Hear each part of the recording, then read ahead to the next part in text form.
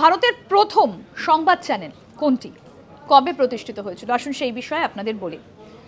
1959-এ 15ই September All India Radio Delhi স্টুডিওতে ভারতের প্রথম টিভি চ্যানেলটি একটি ছোট ট্রান্সমিটার এবং একটা অস্থায়ী স্টুডিও সহ একটা পরীক্ষামূলক সম্প্রচার শুরু করে।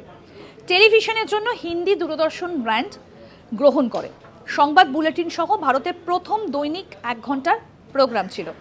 কয়েক দশক ধরে একটা পাবলিক সম্প্রচারকারী হিসেবে দূরদর্শন টেলিভিশনে নিউজ কাস্টিংয়ের ওপর ভার্চুয়াল একটা একচেটিয়া আধিপত্য বজায় রেখেছিল। আর এটাই হচ্ছে ভারতের প্রথম সংবাদ চ্যানেল।